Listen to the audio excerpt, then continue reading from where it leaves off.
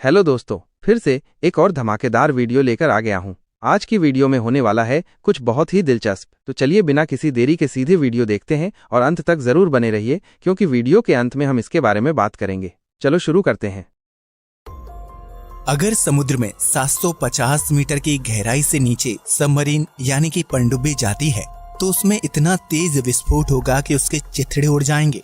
वहीं अगर एक नॉर्मल इंसान समुद्र में 1 किलोमीटर की गहराई से नीचे बिना ऑक्सीजन सिलेंडर के जाता है तो उसके लंग्स फट जाएंगे।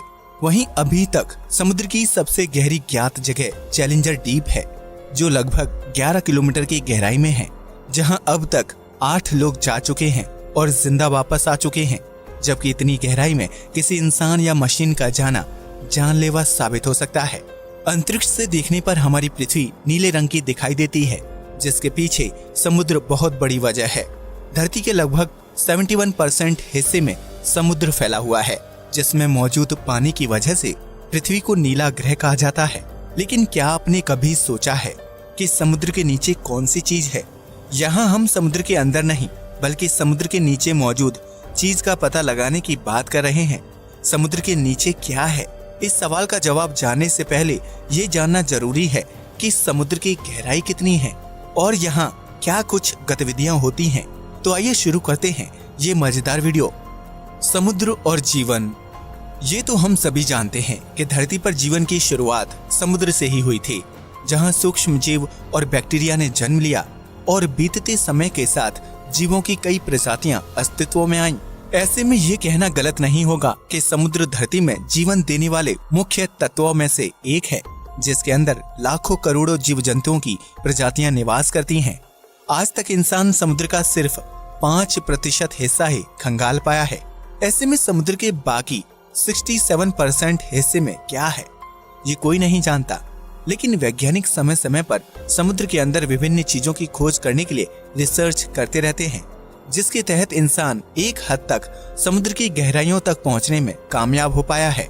प्रशांत महासागर के मारियाना ट्रेंच में मौजूद चैलेंजर डीप को पृथ्वी की सबसे गहरी ज्ञात जगह के रूप में जाना जाता है।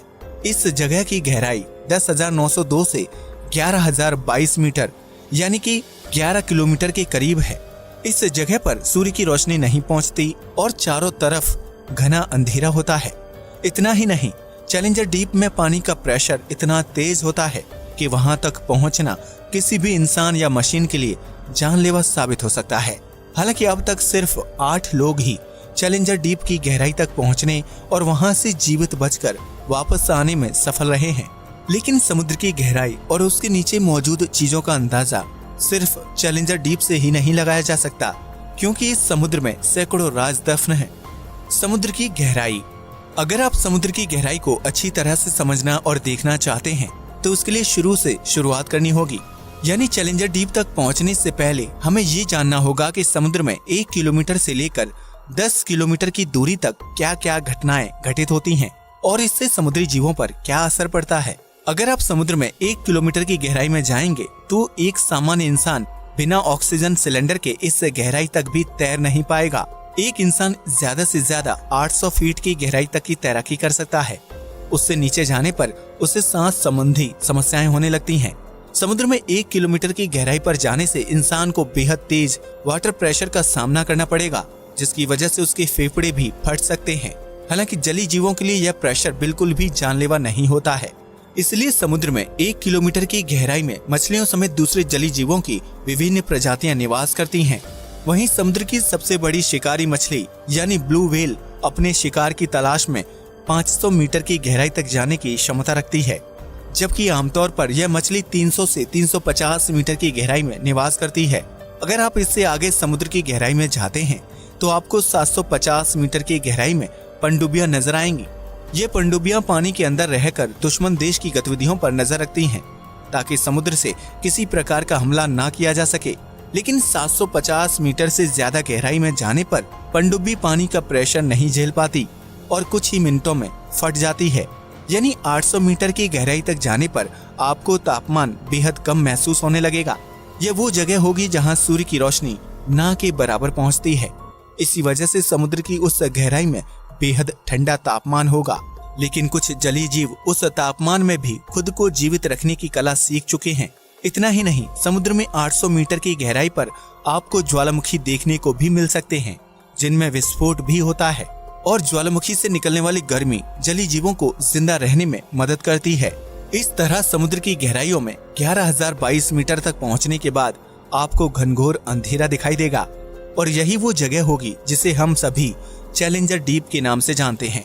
ये गहराई इतनी ज्यादा है कि अगर दुनिया के सबसे बड़े पहाड़ यानी माउंट एवरेस्ट को चैलेंजर डीप में उल्टा डाल दिया जाए तो उसकी चोटी भी चैलेंजर डीप की गहराई को छू नहीं पाएगी और 3 किलोमीटर की दूरी पर रुक जाएगी। हालांकि वैज्ञानिकों द्वारा निर्मित कुछ एडवांस मशीनें चैलेंजर डीप की गहराई तक पहुंचने में सफल हो पाई हैं, ताकि वहां के माहौल का पता लगाया जा सके। लेकिन चैलेंजर डीप के बाद समुद्र के नीचे क्या है, ये सवाल अभी भी जस के तस बना हुआ है। क्या है समुद्र के नीचे? अगर आपको लगता है कि समुद्र के नीचे विभिन्न प्रकार के जीव जंतु निवास करते हैं या फिर वहां सोना चांदी मौजूद होगा, तो आप बिल्कुल गलत हैं। समुद्र के नीचे क्या है, ये जानने से पहले पृथ्वी की संरचना को समझना बेहद जरूरी है, क्योंकि पृथ्वी की संरचना ही ये तय करेगी कि समुद्र के निचले हिस्से में क्या कुछ मौजूद है। पृथ्वी की सबसे ऊपरी लेयर को क्रस्ट कहा जाता है, जहां आप, हम, नदियां, पहाड़, समुद्र और अनेकों जीव जंतु निवास करते हैं। क्रस्ट की ये लेयर 5 से 10 किलोमीटर की मोटाई वाली है। इसके बाद मेंटल की लेयर शुरू हो जाती है। क्रस्ट की लेयर में 1 किलोमीटर की गहराई तक ड्रिल करके तेल और प्राकृतिक संसाधन निकाले जा सकते हैं। हालांकि लगातार होती खुदाई की वजह से आधुनिक समय में प्राकृतिक संसाधन और तेल 1 किलोमीटर के बजाय 2 किलोमीटर की गहराई में प्राप्त होते हैं। इसी तरह समुद्र की गहराई में रहने वाले जीव जब मर जाते हैं तो उनकी बॉडी सालों साल तक पानी में डिकम्पोज होती है और आखिर में कच्चे तेल में तब्दील हो जाती है। लेकिन इसका मतलब ये नहीं है कि समुद्र के नीचे कच्चा तेल मौजूद है, क्योंकि डिकम्पोज की प्रक्रिया सालों साल चलती है। ऐसे में इतनी ज्यादा मात्रा में तेल का निर्माण तो संभव नहीं है। फिर समुद्र के नीचे क्या है? असल में समुद्र के नीचे भी पानी ही पानी मौजूद है, लेकिन ये पानी समुद्र से नहीं आता है।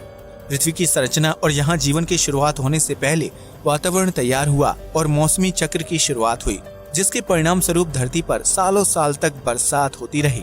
आसमान से बरसते इस पानी को पृथ्वी के जमीनी हिस्से ने काफी गहराई तक सोख लिया। वहीं बरसात का कुछ पानी नदियों और झरनों में मिलकर सीधा समुद्र में चला जाता था।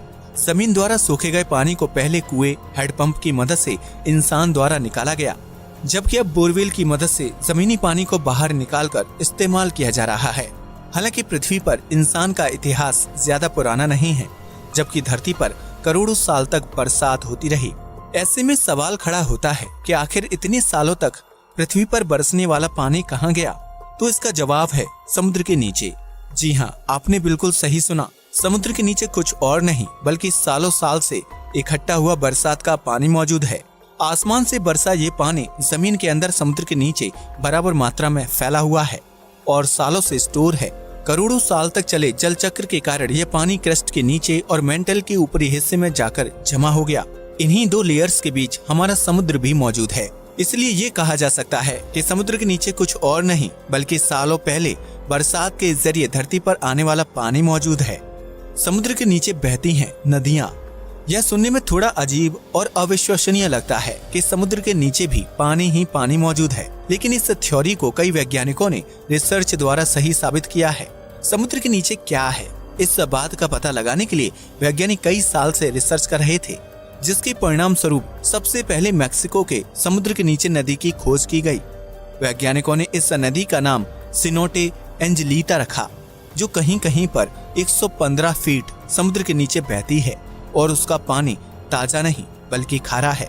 इसी तरह ब्लैक सी के नीचे भी दुनिया की 6ठी सबसे बड़ी नदी मिली थी, जो 100 फीट नीचे समुद्र में बहती है।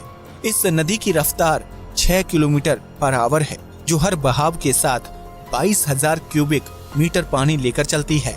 वैज्ञानिकों का मानना है कि सालों साल से समुद्र के नीचे इकट्ठा इस जल को समुद्री लहरों और सूर्य के प्रकाश की वजह से गति मिलती है, जिसकी वजह से यह पानी नदियों में तब्दील हो जाता है।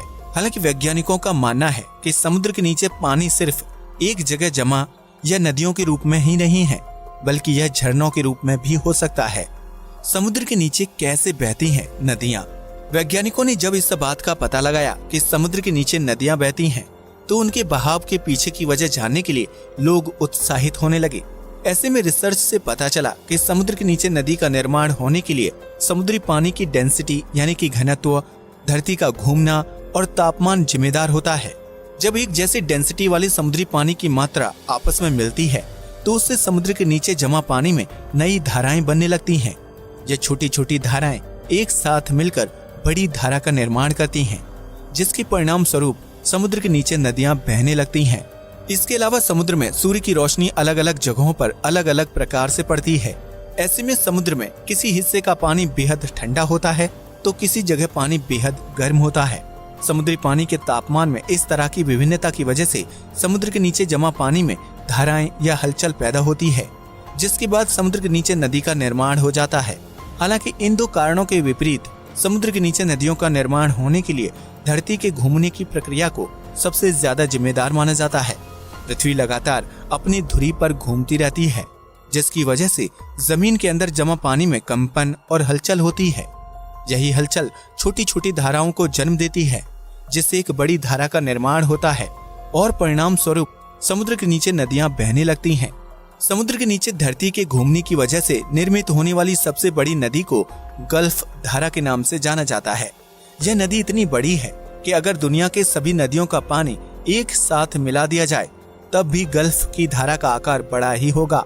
इस धारा में बहने वाले पानी को अंतरिक्ष में घूम रही सैटेलाइट से भी आसानी से देखा जा सकता है, क्योंकि इसका नीला रंग जल्दी से ध्यान खींचता है। इसलिए यह कहना गलत नहीं होगा कि मौसमी चक्र की वजह से धरती पर सालों साल तक वर्षा हुई और उसका पानी धरती के अंदरूनी हिस्सों में जाकर इकट्ठा हो गया। वर्तमान में यही पानी समुद्र के नीचे नदियों और झीलों के रूप में बह रहा है। अब तो आप समझ ही गए होंगे कि समुद्र के नीचे क्या है और वह समुद्र के निचले हिस्से तक कैसे पहुंचा। यकीनन पृथ्वी के निर्माण से लेकर उसकी संरचना और वास्तविक स्थिति सब कुछ बहुत ही रहस्यमयी है, जिन्हें सुलझाने का प्रयास इंसान सालों से कर रहा है।